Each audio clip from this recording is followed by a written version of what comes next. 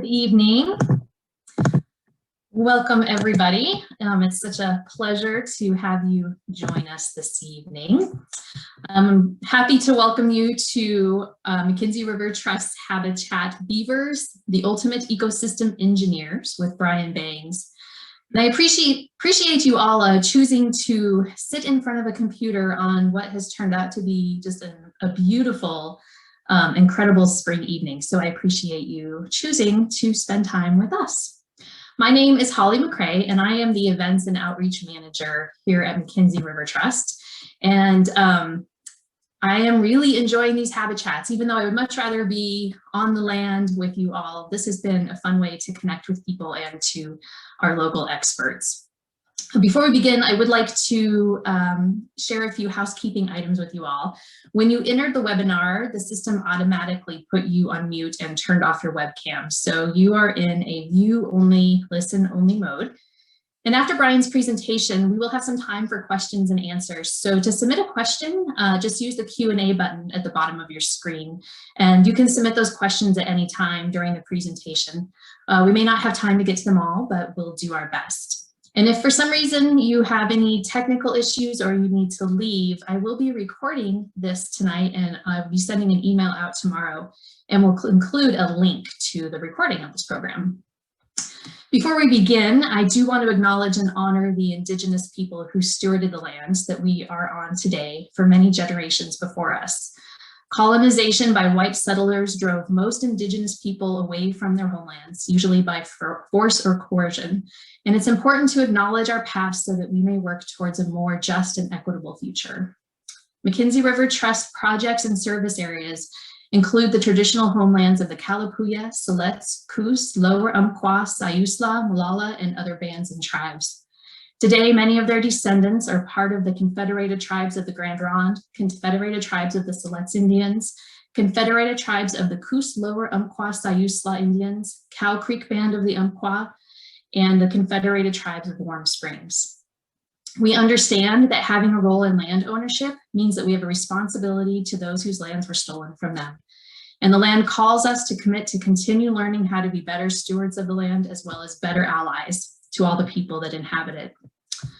So I know many of you that are here tonight are friends and members of McKenzie River Trust. Please know that we appreciate your support, especially during what has been a particularly challenging year between COVID and the wildfires. For those of you that are new to us, welcome. McKenzie River Trust is a nonprofit land trust that works to protect the lands and rivers we love in Western Lane County. We have over 6,700 acres of land under our management from the Cascades to the coast. And throughout the year, we're involved in restoration, stewardship, and educational activities. So please visit our website to learn about all the upcoming opportunities that will connect you to our work. And if you're not yet a member, please know that a gift of any size makes you one. So a big thank you to all our new members and people who contributed when they signed up for tonight's presentation. So I would now like to introduce Brian Brangs. Brian is an aquatic ecologist with the U.S. Fish and Wildlife Service and works on beaver and a variety of non-game fish species across the state, including the borax lake chub, the Hutton tea chub. Brian will have to... Tui, thank you. The Boston speckled dace, thank you for piping in there. Brian recently shifted to federal employment after 15 years working with the Oregon Department of Fish and Wildlife's Native Fish Investigations Program, where he focused on the research and conservation of Oregon chub, as well as Pacific and brook lamprey, the sand roller and Great Basin red band trout, and Alvord chub. So with that, I'm going to go ahead and turn it over to Brian. Thank you so much for joining us, Brian. It is all yours. Thank you for that introduction. Let me get set up here. Let's see, I want this one. Okay, Holly, does that look right? Yep, looks good. Great. Well, yeah, like Holly had mentioned, I came onto Beaver by way of Oregon chub. And beaver and chub kind of go hand in hand. Basically any habitat in the Willamette Valley that has Oregon chub in it basically also has beaver in it. I mean, there are some exceptions, but for the most part, working on chub meant I was working on beaver for an awful lot of the time. So it's been a pretty natural fit to transition between the two species. And as Holly said, I'm about 6 months in, working as an ecologist for the Aquatic Resource Division of the Fish and Wildlife Service through their Ecological Services Division. And I'm really happy to be here today to talk about beaver. They're really exciting, and there's a lot of new things happening in the world of beaver. So before I get started, Holly had asked if I would do a quick what would you call it? It's a quiz basically. And she said, come up with a beaver related quiz item. She has, I believe, a MRT mug to give away to whoever answers this. There it is. It's nice. And a green eyed beaver chew. Ooh, a beaver chew. It looks like that was like a Harry Potter wand or something like that. It does. I don't know, what kind of wizard would have a beaver stick, but the naturalist kind. So my question, you could put this into the chat box or Q&A, Holly? Into the Q&A. Into the Q&A. And so I think she'll probably choose either whoever comes in first or whoever, if there's multiple people who chime at the same time, she'll choose one of them. But I couldn't come up with a beaver related one, but I had a good OSU Beavers related question. What was the mascot for Oregon State University before it was the beaver? So enter your question, enter your answer into the Q&A box, and Holly will go from there.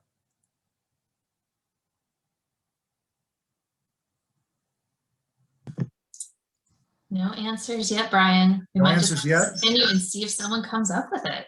Okay, I'm just going to continue. Why don't you butt in if someone does come up with the answer? No Googling, and we'll go with that. There's a lot of, I have like 2 screens in front of me. I have like a presentation, I have a video window. I may not see questions as they come in. So once at the end of the talk, I'll go through the Q&A box. I'll have Holly throw questions at me depending on what's come in. And I apologize if someone asks a question, I don't get to it early. So yeah, let's talk about beavers really fast. They're awesome. Beavers are native to North America. The American beaver is the 2nd largest rodent in the world. It's second to the capybara of South America, and which is the largest beaver in the world. And a lot of people locally confuse beavers, I think, with nutria and some of our other species. Capybara is to the right. It looks like a giant guinea pig. The nutria obviously is like a beaver, but a little more rat-like.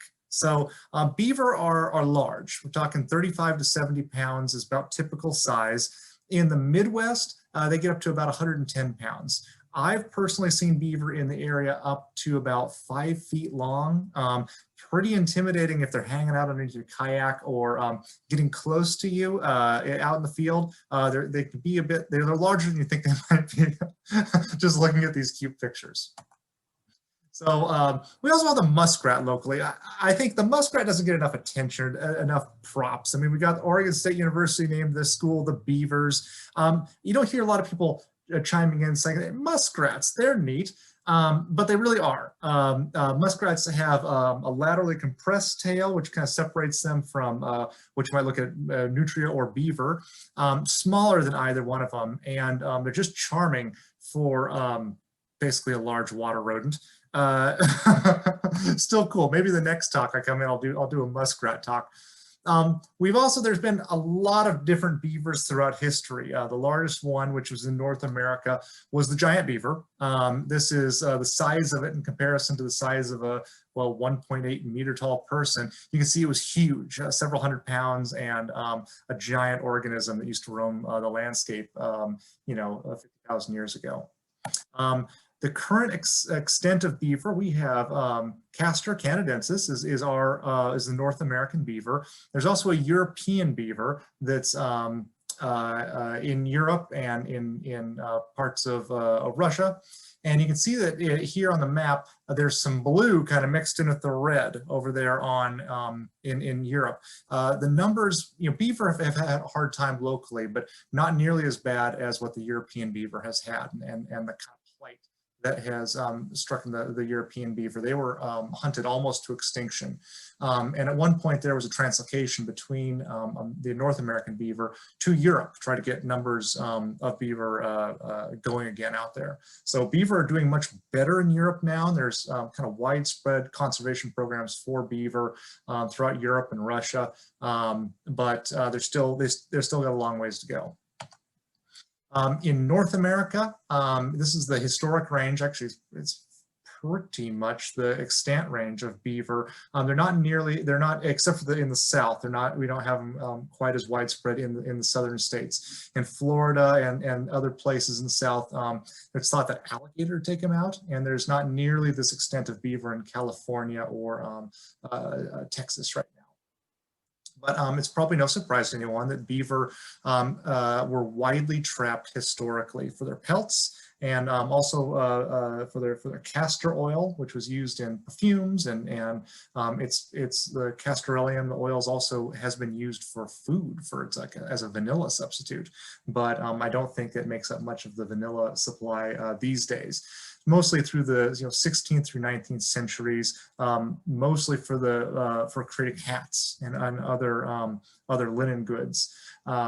Beaver trapping and the trapping of beaver through Northwest United States was one of the first things that brought European settlers into the area, was the trapping of beaver and the harvesting of pelts. Some of the first exploration to take place in this region was due to trapping.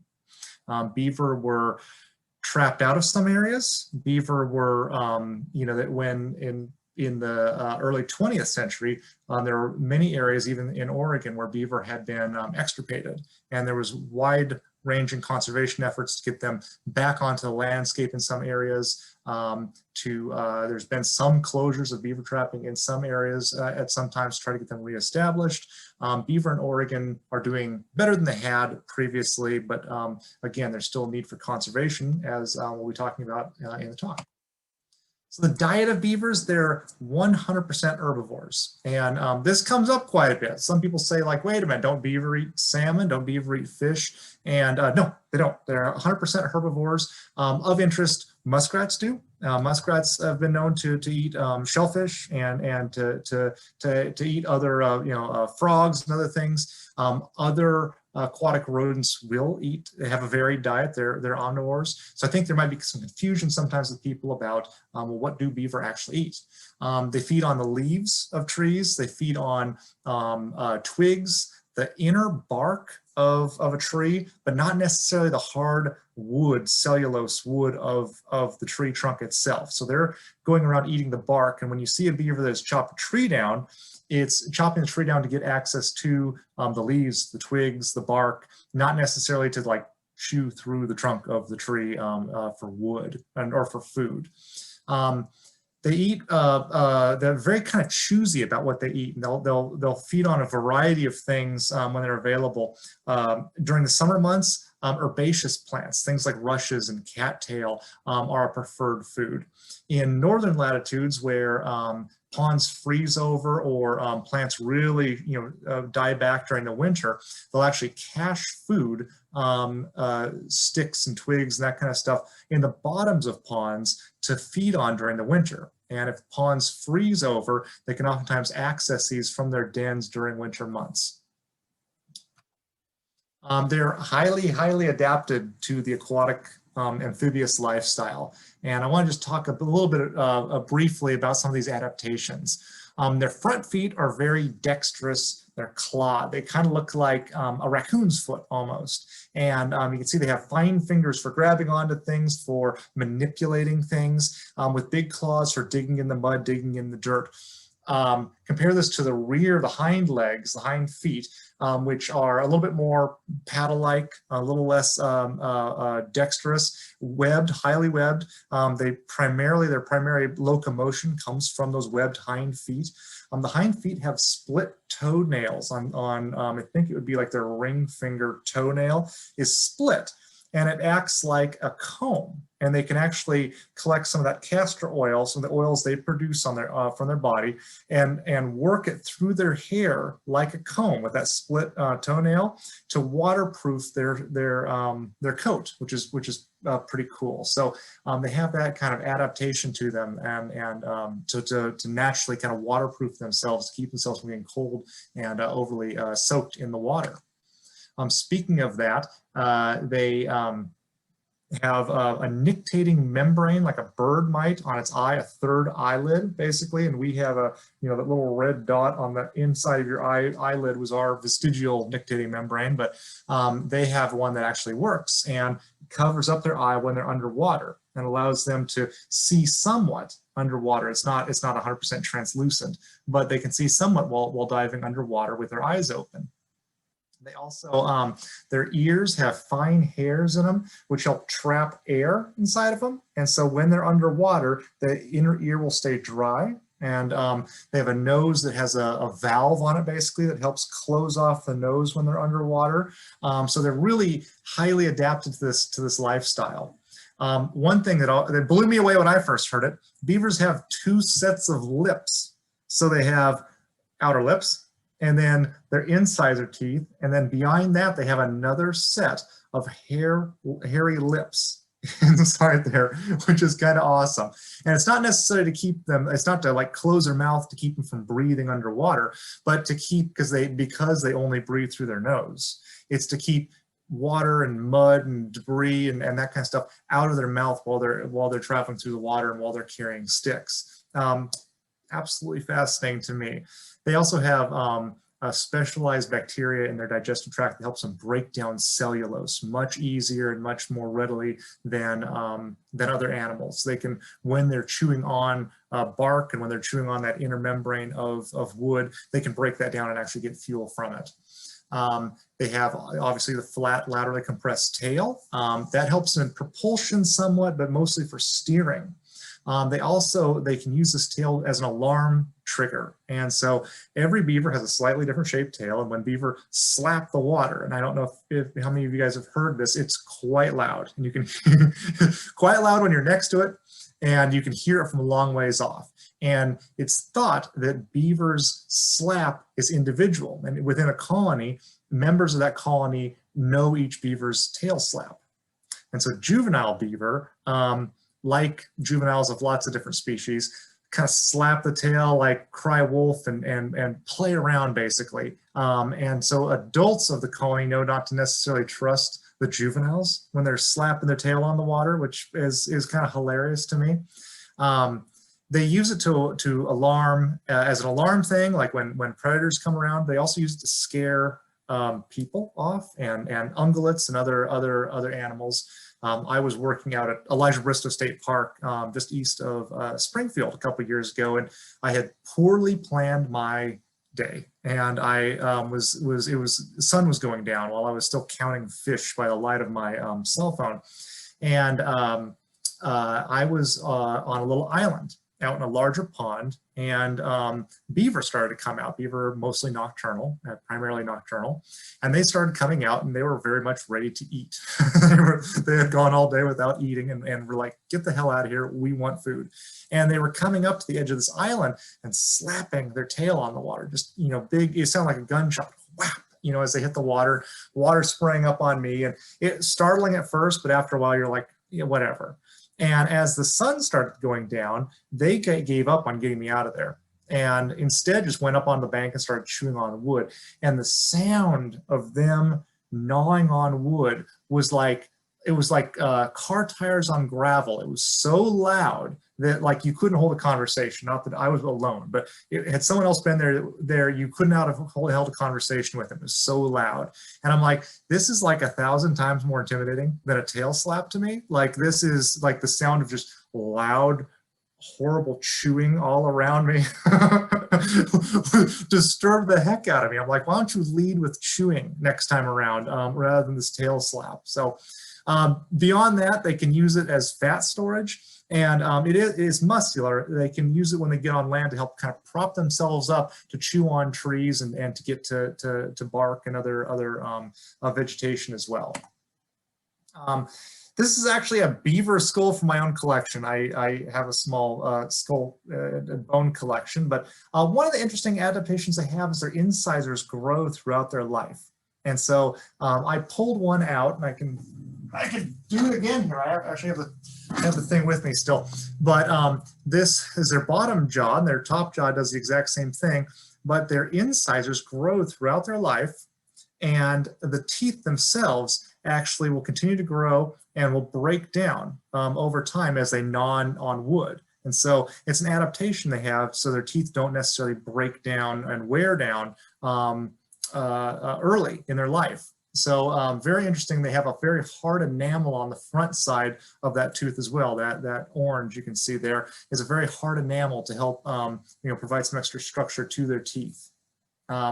They have on the skull itself, on the left-hand side of the skull, right before the eye, kind of a deep notch right there, and that deep notch is where muscle sits. And we have the same thing, but not nearly as pronounced. They kind of hang down from your nostrils right here. This is probably morbid. I don't know. Maybe I shouldn't be going into this, but that's closing your jaw. And of course, on a beaver, they're chomping through wood. It's much more pronounced. You can see those large, heavy, kind of pedestal-like teeth they have on the back of their molars for grinding down and breaking down vegetation once they get in their mouth. It's very flat, but deeply grooved. And so they can use that to grind up and finely masticate wood and vegetation in their mouths.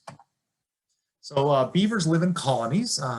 Probably not a huge surprise to anybody here. Typical colony size is 2, a mating pair of individuals. Up to about 12 is about what they'll go to. Beaver can be highly territorial, and beaver on beaver violence is very common out in the world, where members from other colonies will fight each other for territory.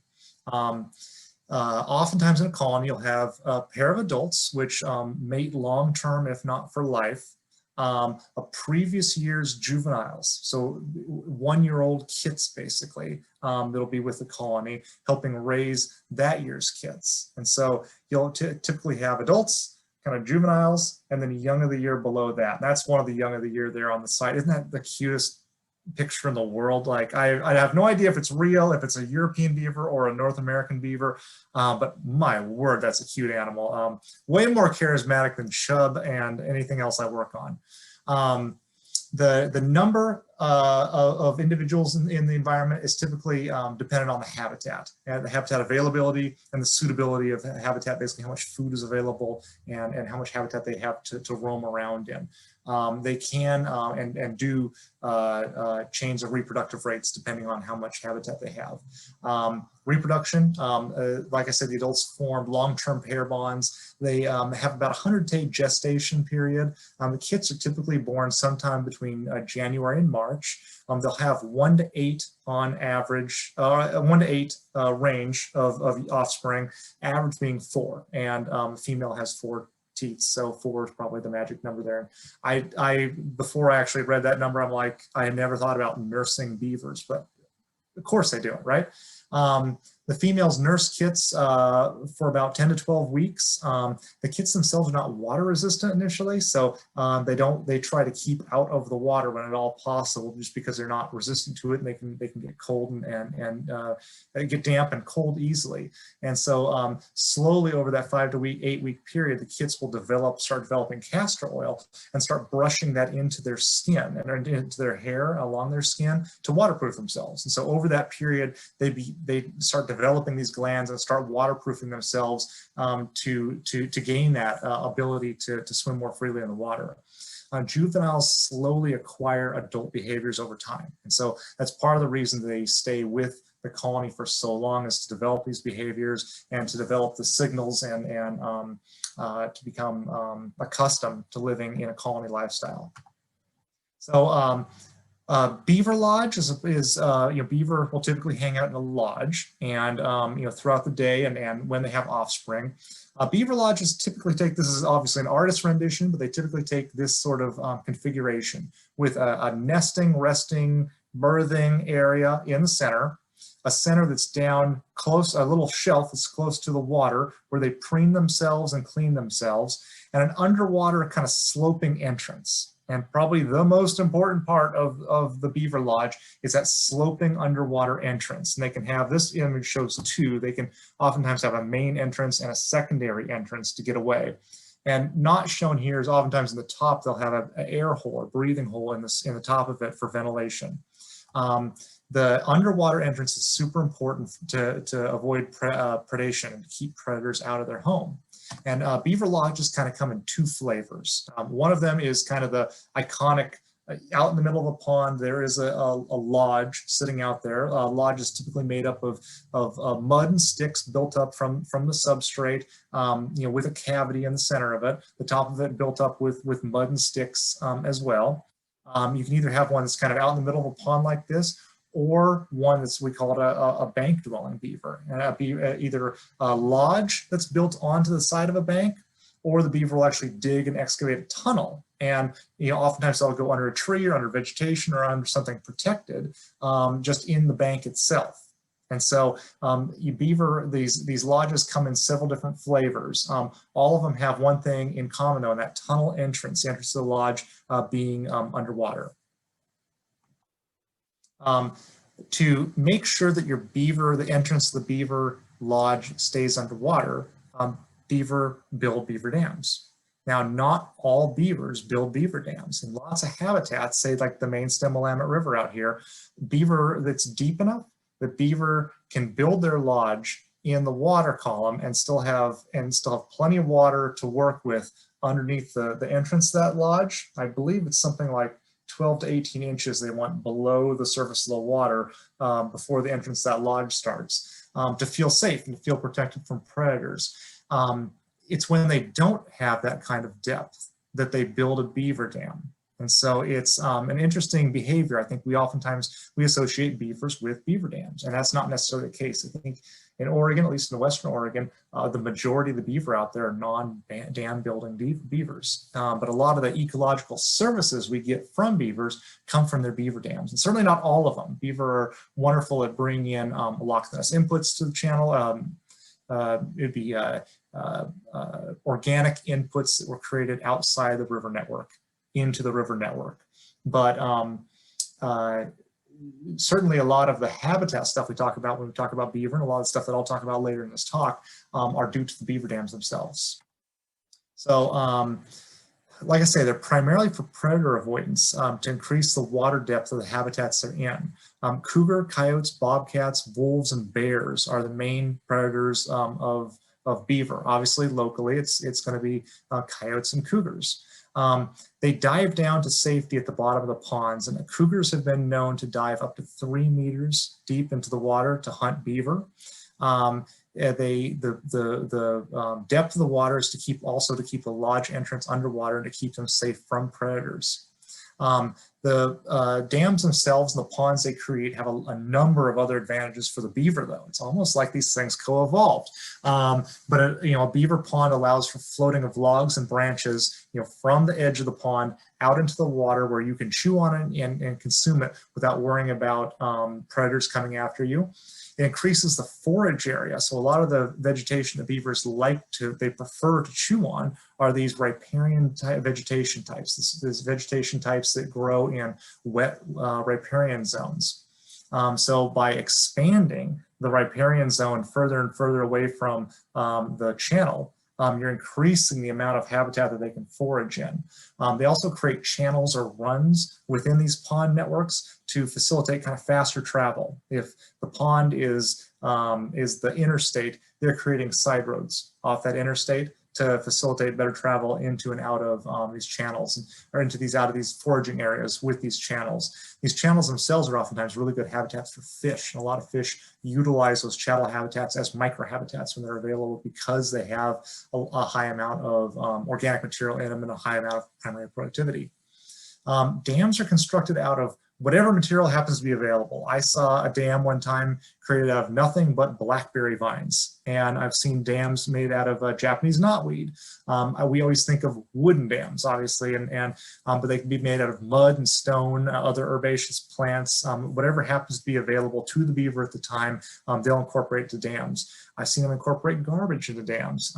They've incorporated my monitoring devices into dams. I've even had a minnow trap one time pushed into a dam by a beaver that was trying to get creative. So I felt bad for the fish inside of them.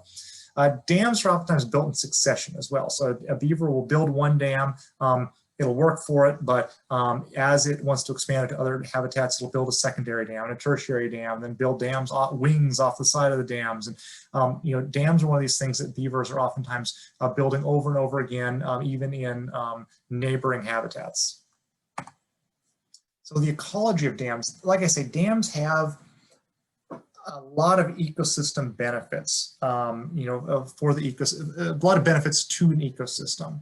One of the major one of these is to increase water retention and to increase the level of base flows, basically flows during summer months or during low flow or otherwise low flow periods. They also decrease the peak flows during big rainstorm and flood events. The way they're doing this is basically by attenuating water that's coming down a river network. And so if there is a catchment area available in a beaver pond, basically if the beaver pond is higher than, or beaver dam is higher than the pond level, that dam will catch water as it's coming downstream. You can think of it like a dry kitchen sponge. And if you have a dry kitchen sponge and you turn on the faucet and put the sponge underneath the water, most of the water is going to run right off of that sponge. But if you slow down the water, which is what the beaver dam and the beaver pond is doing, the ground, the sponge, and I'm using the analogy, the ground around this beaver dam will soak up water and it will attenuate the flow and will eke out flow and water slowly, much like a sponge would dry slowly after you've wet it. So they have a wonderful ability to hold water and store water and create basically these wide riparian networks out of otherwise narrow channels. They expand habitat area and the complexity of river channels. Like I say, the riparian area, which I think I have a slide coming up here, I hope I do, talking about the importance of riparian zones. They're the areas on the landscape typically that have the highest biodiversity. And beaver dams and beaver ponds simply expand the area of these riparian zones and expand it laterally into the landscape. There's a lot of obligate species that require habitats like this, beaver ponds and beaver dams. Juvenile salmonids, especially coho on the coast, oftentimes prefer rearing in these habitats. The Oregon chub that I work with utilizes these habitats. Western pond turtles, most of our amphibian species, lots of birds. There's lots and lots of animals out there that require beaver ponds, beaver dams, or these kind of habitats to complete their life history. They also increase groundwater recharge. So you can look at a dam like this, that you can see there's a head differential. The water is higher on the upstream side of the dam than it is on the downstream side of the dam.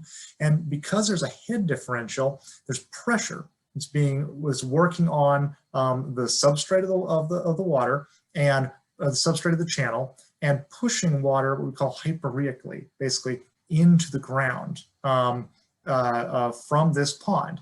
And it's creating both this kind of recharge of the groundwater, but also pushing water that may be hot or maybe warmer than it would otherwise be down into the ground where it may cool. So they can have a cooling effect on stream networks. They also have a sediment retention benefit. If you can imagine, if the stream has a bunch of sediment coming down it, once it hits a beaver dam, the water velocity drops off from that beaver dam. And for sediment to stay suspended in the water column, it needs to be churning. It needs to be active and have lots of energy to it.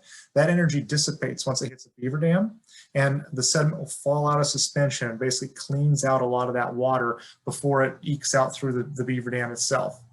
It has a lot of nutrient cycling abilities. Because these are warm, very productive habitats, it's pulling lots of nutrients out of the water, think agricultural runoff and things like this, out of the water column and putting that into herbaceous matter.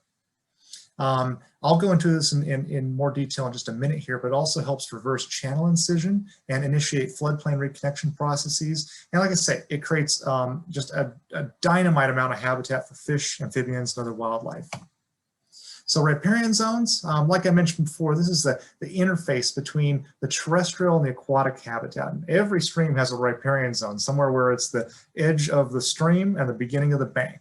And these are typically minor locations on the landscape. They typically don't make up, in a valley, but they don't typically make up a large area of the valley, but they're oftentimes the areas with the highest biodiversity. Those areas where two different landforms meet have tons of biodiversity in them, and they're highly productive.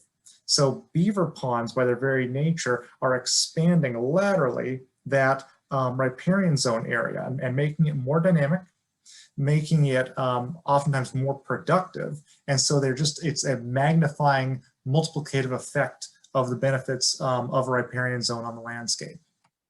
So I want to talk briefly about channel incision and some of the processes that are at play here with incised channels and the benefits of beaver dams. So here in the valley and in many areas, channel incision is a major problem. And incised channels, when man has kept a stream from laterally moving throughout the floodplain, from meandering, and put all the energy that a system would have into and combined it into a channel, that energy has nothing to do but to degrade the substrate and to move the substrate downstream. And as it degrades the substrate, it lowers the ability of that channel to connect to the floodplain. And by doing so, it creates these basically trenches out of our stream channels where all the energy kind of just flushes downstream, and it kind of creates one kind of scoured habitat out of this. Beaver will oftentimes, in picture A here, beaver will oftentimes try to build channels in these habitats, or build, beaver ponds in these habitats. But as you can see in B, these things oftentimes don't work. There's an awful lot of energy in the river system, and it blows out these channels. And it basically, during high flow events, during storms, these things blow out.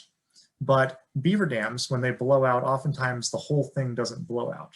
What happens is a portion of it, the weakest portion of it, blows apart, but a part of it's left in place. And that part that's left in place acts like a speed bump or a shunt. And water coming downstream hits it, and like a pinball hitting the side of a paddle, it kicks it sideways towards the cut bank. And what this does is it ends up widening this trench-like channel and increasing the width of the channel in that valley, and that the stream goes down. It also introduces a bunch of new substrate into that habitat. And so it kind of revitalizes and widens that habitat. That substrate oftentimes has a lot of nutrients in it, and highly productive substrate for plants to get established in. So plants can quickly establish and kind of anchor in and increase the channel roughness. Now, the channel roughness is basically a way of talking about the velocity of water, the number of speed bumps you have out there for a river to collide against as water moves downstream. This slows down the water moving down that channel and slows down some of the processes that created incised channel in the first place. So what you have is, it results in a system with lower overall energy, and a system that allows sediment to aggrade, to have quick growth of successional plants, and to kind of begin channel formation processes. You can see in the middle picture here, once this happens enough, beavers do get established. And oftentimes what will happen is will have mobilized a bunch of sediment. And so these beaver ponds beaver will create a pond that is quickly filled in with sediment. But what it's doing in the meantime is increasing the water table. And it's allowing more and more plants to more quickly get established in these new sediments as they fill in these beaver ponds. So the process repeats itself and the channel complexity increases and channels will continue to widen. Beaver ponds are blown out, but because we have so much growth and new growth happening in this system, beavers are able to quickly reestablish their beaver dams and their beaver ponds behind them. And eventually what you'll have is a water table that will fill up and connect again with that original floodplain. And this is a process that takes a very long time. It's not something that you sit down with a cup of coffee and watch or hope to have happen in a couple year period, but this is a decadal process, if not longer. But what you'll have is vegetation maturing within the channel, a system in which the beaver will eventually be able to dam up a valley bottom and expand their beaver dams into more permanent structures that will hold back water in that valley bottom. And you'll see a greatly increased water table within that valley with large ponds. Over time, these will continue to fill in. And it's expected at some point that because these channels go through channel formation processes, which include buildup of debris within them, that at some point you'll probably run out of good, suitable habitat for beavers, but that this process then starts over, maybe not down to the trenched incised channel that you had at one point, but that as the channel meanders and moves throughout this complex floodplain, that you'll be creating new pools and new habitats where beavers can come in and colonize. So that's sort of the concept of the theory behind using beavers and having beavers on the landscape as kind of a partner in restoration, especially here in the valley. So one of the cool things with working on McKenzie River Trust properties is being able to see this on kind of a large river network. And this is, the orange dots are beaver dams I know about on Berggren Slough or Berggren property, the Big Island property, and the Chubb Slough property, kind of near 66th Street in Springfield. These are all MRT properties where we have Oregon chub populations at, and they're beaver dams that are on the landscape. Now, beavers here aren't damming the main channel, right? The main McKenzie River has way too much energy to dam. But what beavers are doing are colonizing off-channel and secondary channel habitats and increasing the water level of these habitats. Now, during the summer months, the water elevation drops quite a bit, but the first storm that comes through McKenzie, these things will fill up with water, and they quickly fill up and then attenuate that flood flow. So they lessen the impact of floodwater as it moves downstream through the McKenzie by acting as big sponges on the floodplain. And they eke out that water slowly over time. And they do this benefit over and over and over again. So it's a neat part of working on the McKenzie, and it's neat because McKenzie River Trust owns so many pieces of floodplain habitat that you're able to see each side of the river and how many, what kind of habitats are actually out there on the landscape. It's pretty special. So beaver, we call them a keystone species, and you see this archway here on the left-hand side. When beaver are active and working in a habitat, the habitats they create and the processes that they foster on the landscape support a huge ecosystem of species. Very few other species on a landscape, I mean, I can't think of another species beyond man that has this kind of impact to its environment beyond beaver. You consider them an architect of biodiversity. Basically, when you have beavers on the landscape, you have much higher biodiversity than if beavers weren't on the landscape. Innumerable species rely either partly on beaver or entirely on beaver-created habitats or the processes that support that are supported by beaver. So, you know, like I say, I work on Oregon chub. A lot of people are kind of like, Oregon chub, they're not very charismatic, but obviously Chinook salmon and a lot of other salmonid species also locally depend on beaver and beaver habitats. So a lot of what I do might be geeking out over non-game fish, non-game species, but beaver have immense benefit to salmonids and to many of our wildlife species as well. That doesn't say that beaver don't have a lot of conflicts with humans. And so a lot of what we deal with are these conflicts and mitigating conflicts that humans have with beavers. You can look at this as a filled culvert underneath a road crossing. And if you're a beaver and you came across a road crossing on a valley that had a culvert in it, you'd say, this is like the coolest beaver dam I could ever picture, except for it has this one hole in it. And if I plug this hole in it, it becomes perfect. And beaver do this over and over and over again. And there's plenty of places out there in the landscape where we want to plant orchards. We want to plant landscaping plants. We want to do things to manage the lands like we want to see them, where beaver will come in and chomp down these trees. And beaver, are probably the species, if not the species, they're probably number 1, 2, or 3 that we have the most complaints about as far as people having conflicts with beavers. In the state of Oregon, however, beavers are very popular, and most of the public supports beavers. Oregon State University did a study 10 years ago, a widespread kind of survey of people's opinions of beavers in rural landscapes and in more urban landscapes, and beavers are popular. People understand beavers, and even those people who have had problems with beavers are largely supportive of beavers and beaver habitats. So a large part of what we try to do is mitigate these conflicts with people. And so I'm going to kind of step through and talk about some of the ways we mitigate conflicts, and just to get the idea out there about what we're doing and what we're advocating for. First one is basically acceptance of beaver on the habitat, that they're part of the landscape and part of the ecosystem themselves. Basically, management of beaver oftentimes begins after the first damage has started to begun, and beavers can chop down a tree pretty quickly and can chop down successive trees pretty quickly. So once damage begins, it oftentimes can be pretty dramatic. But as far as falling trees go, fencing off of trees works incredibly well. And I can't think of many situations where a woven wire fence around a tree isn't going to protect the tree. A lot of people also had success with putting sand or other types of mortar into paints and painting the bark of trees to basically make them rough and gritty, and that'll keep beaver, I've actually never tried it, but I've been told that'll keep beaver from chewing on the trunks of the trees. Another way is beaver ponds oftentimes cause flooding. And so people who have barns or houses or other structures, even road crossings down near river networks where beavers are becoming established, as beavers increase the elevation of beaver ponds, flooding can occur to some of these structures or some of these, like say, roads. So one of the things we do is can put in these pond levelers. They're basically long, flexible tubes that are anchored in place into the beaver pond itself and caged off so the beaver can't get into it and plug it up, and then extend down past the beaver dam.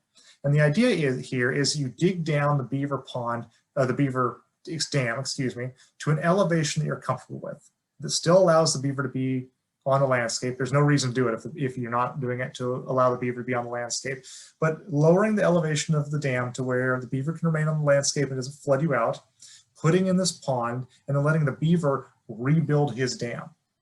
And the pipe going through here, beaver listen. They have very keen hearing, and they listen for the sound of moving water. And they find holes in their dams by listening for the sound of moving water and then pack in those areas with mud, sticks, and other debris. So the idea here is that because the inlet to this pipe is out in the beaver pond, it's in an area where beaver aren't looking for the sound of rushing water, or aren't looking for an area to pack in with silt and debris. So life expectancy on one of these is typically about 10 years. Some studies have happened in the Midwest where they looked at the cost of putting in one of these and maintaining it versus the cost of removing the beaver, and they actually found these to be more cost effective than going in and either removing the dams or removing the beaver over time, which is pretty awesome. So it actually may be cheaper to keep beaver on the landscape and allow them to coexist than it is to trap them out. This is myself and some NOAA folks and ODFW folks putting in one of these in Corvallis 2 years ago, I think. You can see we've pulled back sticks away from the beaver dam itself and put in the pipe, and then are laying mud and sticks kind of around it and over the top of it. Beaver went back in and built up around that. But by building up around it, they are not increasing the water elevation of this pond. They simply are building and just kind of doing what they do. Water will continue to pour through that at a rate afforded by the pipe. Like I say, culverts and culvert protection is one of the ways that beaver really cause a lot of problems. And you can see that this culvert is well packed in with mud on a road crossing. And you can create these devices called beaver deceivers. They're basically large cages that go around the front of the culvert that keeps the beaver away from the mouth of the culvert. And the idea is when they're trapezoidal, like the one in the diagram shows, beaver want to build, much like we build our dams, in kind of an arch pattern. And so if you build them so the wings kind of go inward, that kind of goes against the psychology of the beaver a little bit. They don't want to build up against the sides of those things quite as much.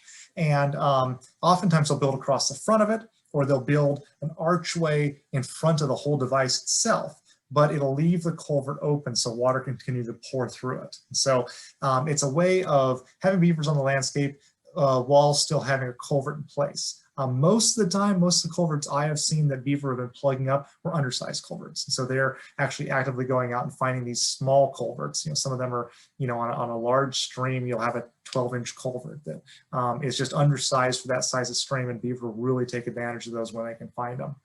They do require some maintenance to pull debris off of the side, like say when deciduous leaves fall down, they'll require some maintenance. However, they require a heck of a lot less maintenance than say unplugging that culvert that you see on the left-hand side. If beaver do come in and start damming up all around it, they can be used in conjunction with the pond leveling device I showed in the last slide. Translocation is a tool that we can use as well. And there are, the Fish and Wildlife Service currently is working with the Metro and BLM and the Multnomah Drainage District. That's not the right word, but the Multnomah, their stormwater district basically, to set up a program with the Oregon Zoo to translocate beavers in downtown Portland that are plugging up the stormwater network and moving them into BLM land where they've been extirpated. I would much rather see beaver be on the landscape where they want to be on the landscape, but it's not going to work all the time. And so translocation is a tool that we can use to put beaver out away from areas where they're causing problems where we just can't find a solution, and still have benefits of those beaver on the landscape somewhere else. There's wide interest in this. It's not without its setbacks, and it's not without its problems, but there are ways of making it more successful, and people are learning about it all the time. One tool we have is also beaver dam analogs. In areas where beavers have been extirpated, you can put in an artificial beaver dam. And typically this is done with wooden posts and say a loose woven, juniper limbs and things like this to create a temporary artificial beaver dam structure.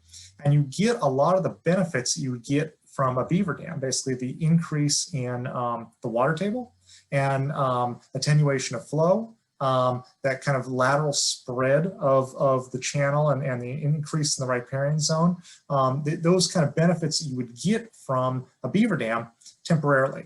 And oftentimes these are used in areas where you may want to establish beaver, or they're on the edge of areas where beaver are already established. And the idea is trying to get beaver to colonize new habitats, or maybe they can't get a foothold because processes aren't in place to allow them to establish themselves there. So this is a picture, I believe this is in the John Day or Crooked River system, but an area where this was utilized to a great extent and very successfully. And I didn't show the other picture, the pre-picture, but all these little lines you can see in the river are artificial beaver dam structures. And before this valley was just dry and didn't have a lot of riparian vegetation established in it. It was a single thread. But by increasing the number of these dams, you're basically slowing the water down and keeping it from leaving the system quite as quickly, and allowing all this vegetation and greenery to show up. And once you get these processes started, the idea being that hopefully beavers will get established because you've already kind of kick-started some of the process.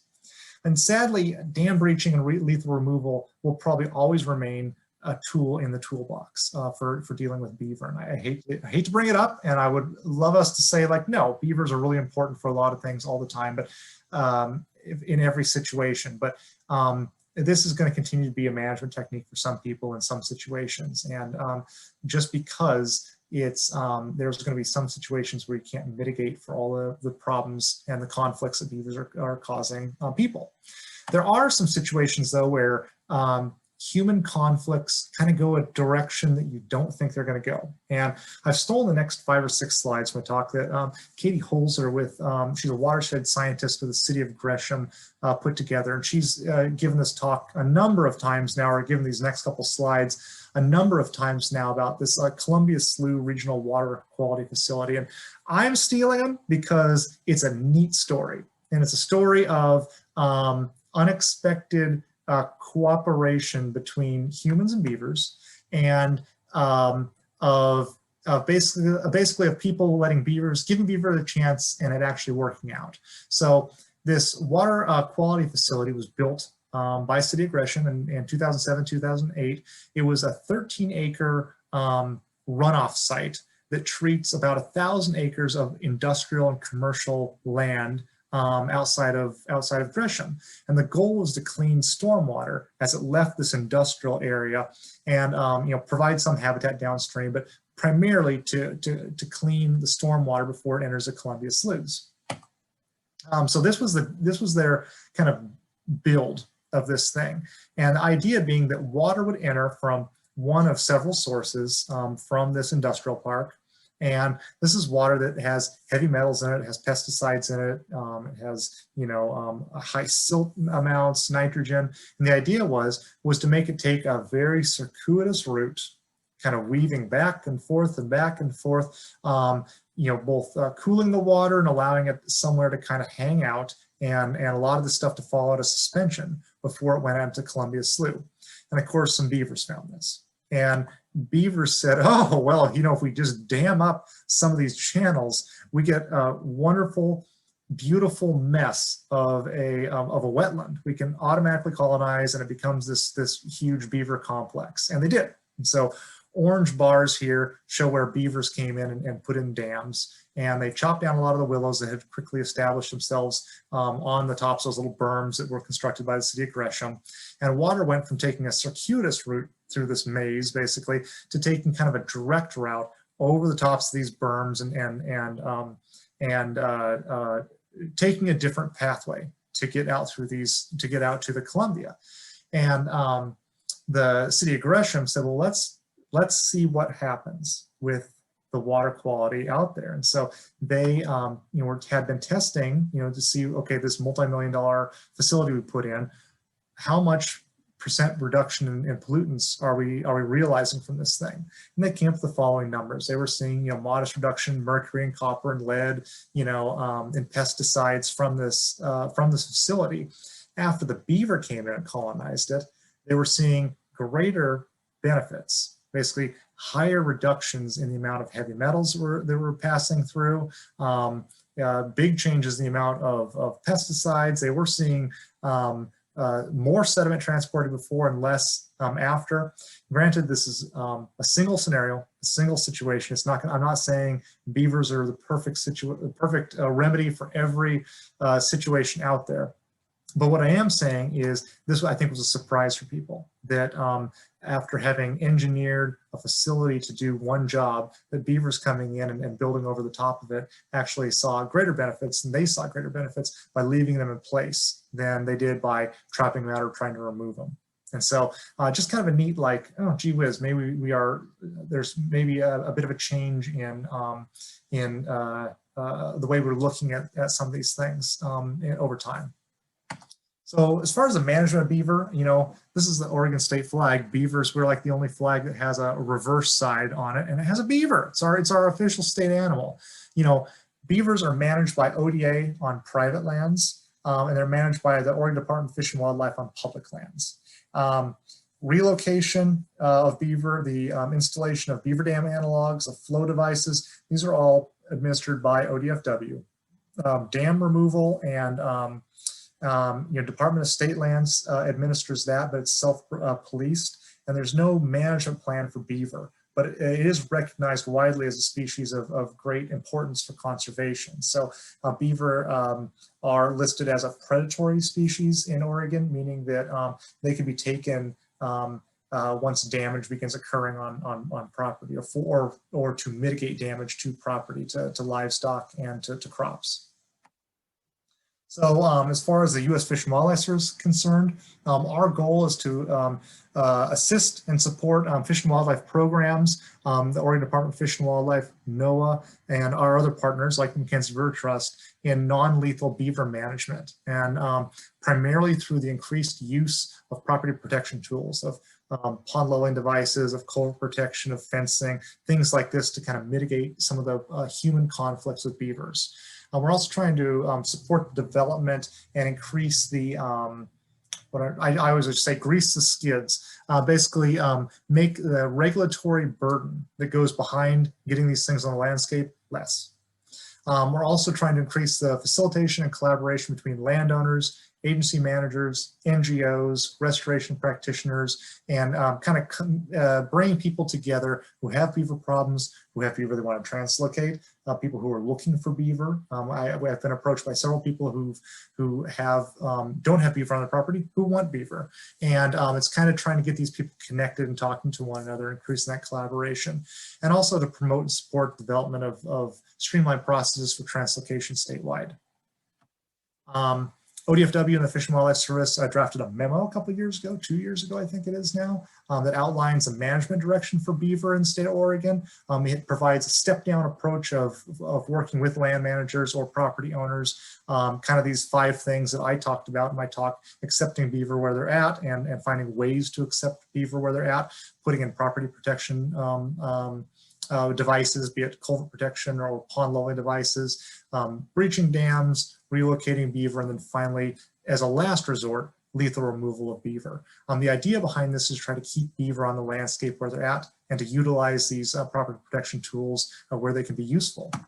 McKenzie River Trust has been a big partner to us in conservation of lots of species, namely for me, the Oregon chub, but with lamprey and many other things too. And McKenzie River Trust started a beaver monitoring program a couple years ago, a project to begin collecting beaver information. It's a way that people here on the talk tonight could become involved. I know Holly McRae with MRT is leading that effort, and it'll allow us to allow someone to pair observation data with predicted model data about where suitable habitat exists for beaver and where beaver habitat may not be suitable, and it allows some real on-the-world observational data to help inform some of these models that are coming out.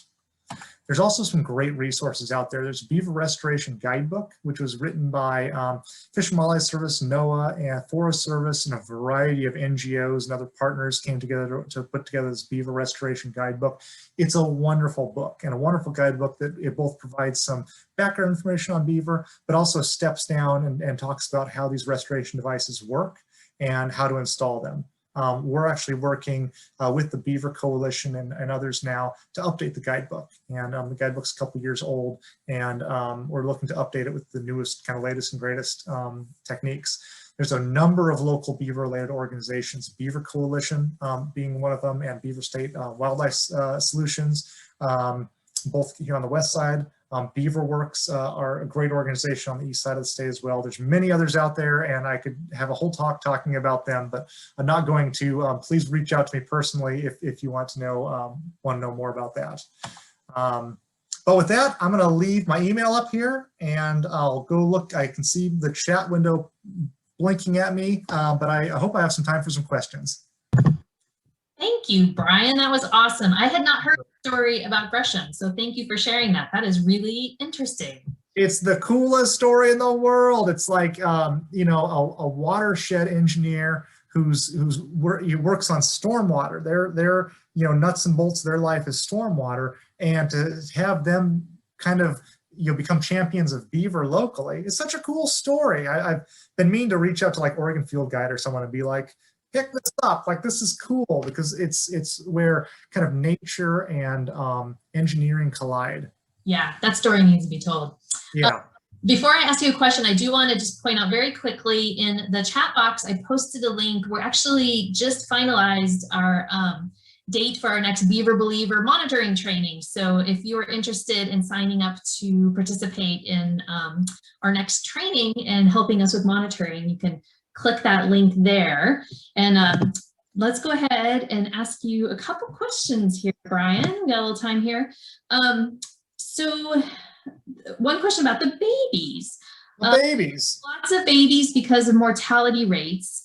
And Jennifer said she's seen several beavers behind the VRC in the Delta ponds, and a small one was dead floating in the water a few weeks ago. So do you want to speak to mortality? Yeah. That's awful. It is awful. I have lots of babies because of high mortality rates and they can, what's the best way to put this? Their fecundity, basically the rate at which they're reproducing, is variable based on the availability of resources. So maybe not saying mortality is the best way to put it, but the availability of resources. Now, one way that resources are available is if you had high mortality. And so if beavers are dying on the landscape and there's lots of food available, that may incite a beaver to produce more offspring.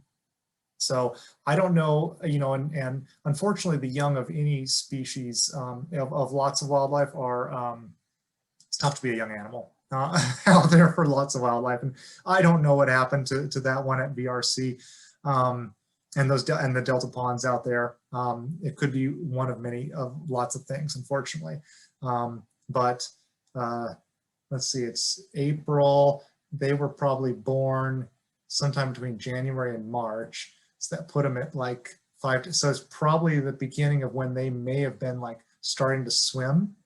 If I'm thinking about this correctly, about when they may have started to enter and exit the pond and actually kind of go out in the pond and adventure on their own. And that adventure may have ended poorly for one of these guys. So anyway, that's what I'm gonna guess, but I don't know.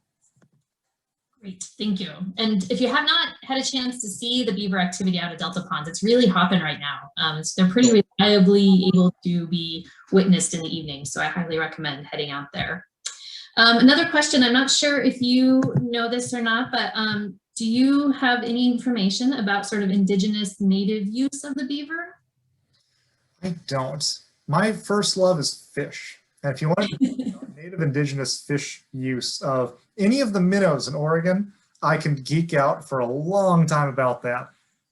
Beavers, I don't know. I honestly don't. If the native peoples utilize beavers, if they used them in parts of beavers, if they use parts of in ceremonies of culture behind it, I honestly, I don't know. I'm sorry. Okay, that's fair, Brian. You can't know everything.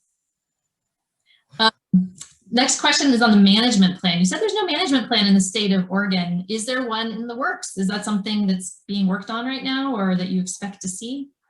It's not something we have discussed, and it's not something that is in the works right now. There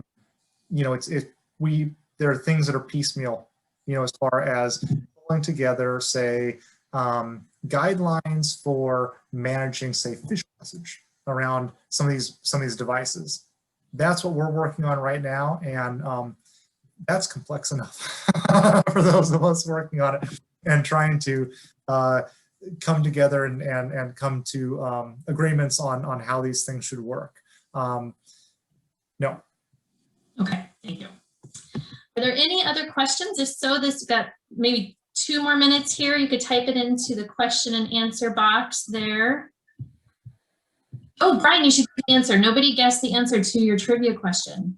The coyotes. Nobody guessed the coyotes? It was the Oregon Agricultural College coyotes, which is hilarious to me that they were like, we're going to start a school, call ourselves the coyotes. And then later on, they're like, it's better, the beavers. So I want to say it was like Charlie the Coyote or something like this was the coyote's name. Something rather hilarious.